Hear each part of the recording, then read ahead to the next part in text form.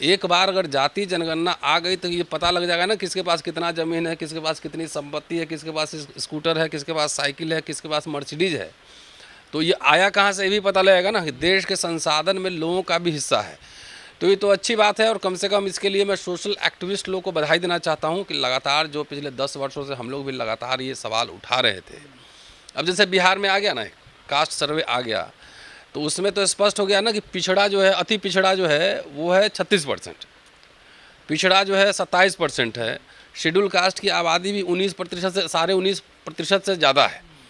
तो भाई जब बिना किसी आंकड़े के, बगैर किसी रिसर्च के आपने EWS कोटा लागू कर दिया, कोई आंकड़ा नहीं है, कुछ नहीं है, और EWS में आपने 10% लागू कर दिया, पॉपुलेशन 15% है, 15% में से आधा तो कम से कम क्रीमी लेयर के ऊपर होगा, तो 7.5% को आपने 10% आरक्षण दे दिया, और यहाँ जो 63% है उसको आप 27% में निपटा के रखे हुए, और वो भी जो है वो भी कंप्लीट नहीं हो रहा है, वो भी कंप्लीट नहीं हो रहा है।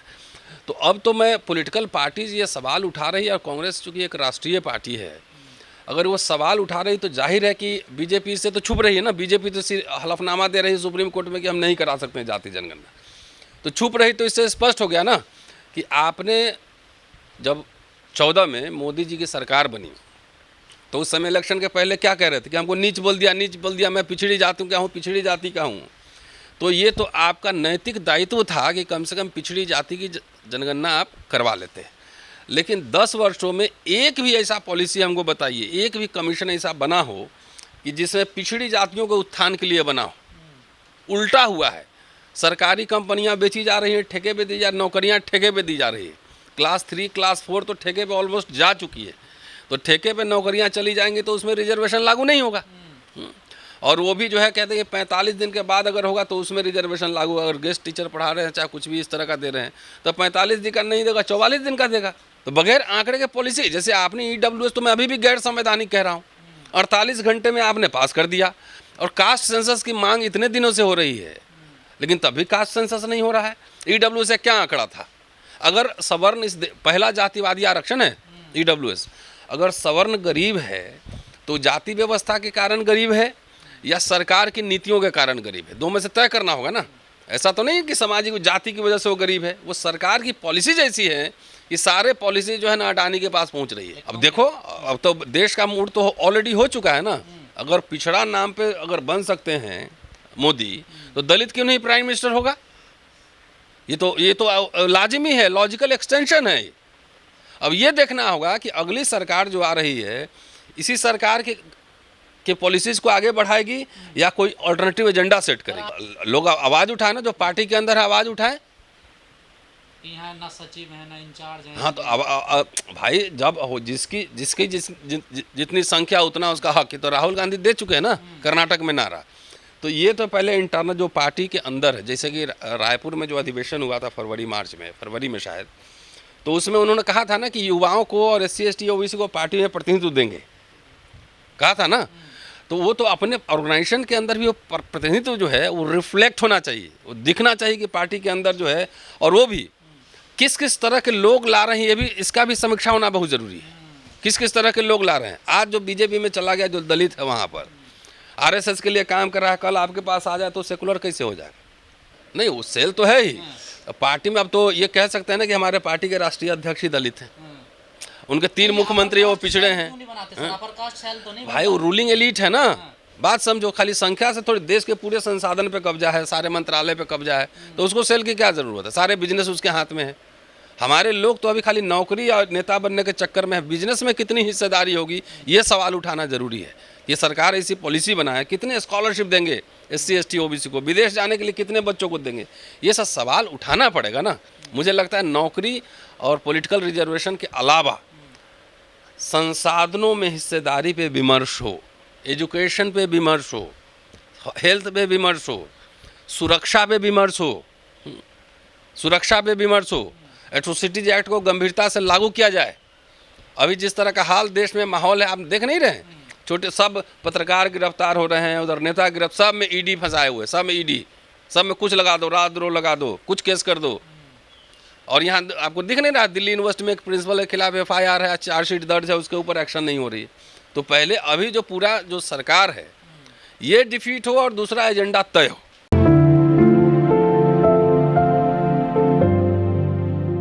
सर, जातीय जनगणना को लेकर कांग्रेस ने मोर्चा खोल दिया। तमाम राज्यों में जो चुनाव हो रहे हैं वो जातीय जनगणना का मुद्दा उठा रहे हैं और मन से ऐलान कर रहे हैं कि हम जातीय जनगणना कराएंगे जब हमारी सरकार आएगी। तो ठीक बोल रहे हैं ना। और ये मुद्दा तो सोशल एक्टिविस्ट जो है इतने सालों से, जिसकी जितनी संख्या भारी उसकी उतनी हिस्सेदारी, ये नारा तो जगदेव बाबू ने लगाया था कब, 60-70 के दशक में, कि 100 में शोषित 90 है, 90 भाग हमारा है। कांशी राम जी ने 85-15 का आंकड़ा लगाया, नारा लगाया था। और जाति जनगणना 1931 में हुई थी आखिरी बार। उसके बाद जाति जनगणना नहीं होती है, शेड्यूल कास्ट शेड्यूल ट्राइब की जनगणना होती है। वैसे सरकार के पास, मैं आपको दावे के साथ कह रहा हूँ, सारे आंकड़े मौजूद होंगे, उनके पास हैं आंकड़े। वो आंकड़े जो है वो प्रकाशित नहीं करना चाह रही है, क्योंकि इससे ये सवाल सिर्फ आरक्षण का मसला नहीं है, ये मसला प्रतिनिधित्व का है और संसाधन में हिस्सेदारी का है।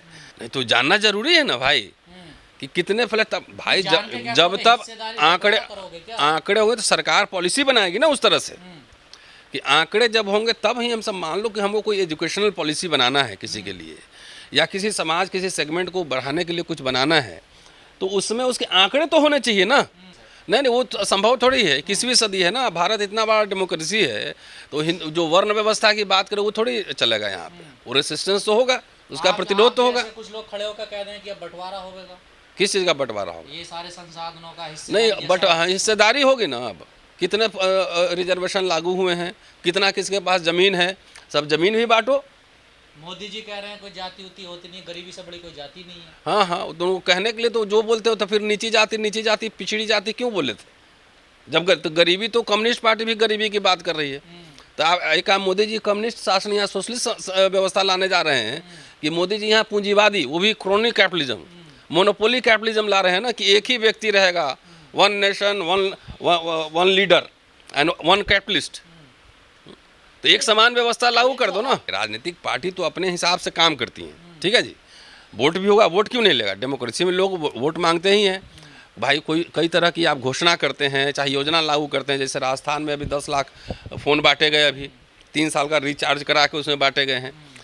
तो नेता तो वोट के लिए ही करेगा ना, खुद तो थोड़ी है कि वहाँ पे साधु है कि चुपचाप बैठा रहेगा, उसको वोट चाहिए, सरकार बनाना है। तो इसीलिए नहीं, क्यों नहीं करना चाहिए? विश्वास करने के अलावा रास्ता क्या है? अगर मोदी जी को पिछड़ों ने वोट दिया पिछड़ा नाम पर, तो विश्वास करके ही दिया होगा ना। 10 साल में समीक्षा हो गई कि कितना पिछड़ा समर्थक है, कितना पिछड़ा विरोधी है। अगर ये कह रहे हैं तो कि चुनाव में जो वादे होते हैं ना, घोषणा पत्र होता है, जनता के साथ एक शपथ पत्र होता है।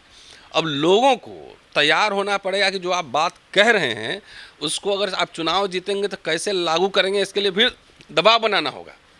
क्योंकि कांग्रेस को ये बात समझ में आ गई है कि उनका ट्रेडिशनल जो वोट है ब्राह्मण चला गया आरएसएस में, दलित वोट मान लो बसपा के पास है, कुछ बीजेपी के पास है, और पिछड़ा वोट उनके पास पहले भी नहीं था। मुस्लिम वोट था, मुस्लिम भी कहीं सपा के साथ है, कहीं आरजेडी के साथ है, कहीं बसपा के साथ है। तो जो ट्रेडिशनल वोट उनका है वो तो कोलैप्स हो गया ना एक तरह से। तो अल्टीमेटली वोट कहाँ से आएगा? वोट तो यहाँ जातियों का देश है ना, भारत एक जाति प्रधान देश है। तो जब तक आप आंकड़ों की बात नहीं करोगे, इंक्लूसिव प्रोग्रेस की बात नहीं करोगे, तो वोट कहाँ से लाओगे? तो ये एक मजबूरी भी है, और जो बात कह रहे हैं ठीक कर रहे हैं।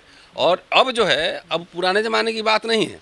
अगर आपने कहा है कि जाति जनगणना कराएंगे, सरकार अगर बनी, अगर नहीं कराएंगे आप जाति जनगणना, तो लोगों को सड़क पे आना होगा फिर। लेकिन इससे जिस प्रकार कांग्रेस अब जाति जनगणना की बात कर रही है, जो 15% वोट है वो तो फिर विरोध में चला जाएगा कांग्रेस के। तो कांग्रेस के पास है कहाँ समर्थन में? ये बताओ, कांग्रेस के पास वो 15% वोट है कहाँ?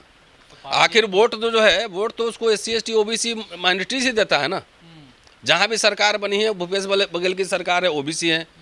यहाँ राजस्थान में जो अति पिछड़ा है, कर्नाटक में सिद्धारमैया अति पिछड़ा है।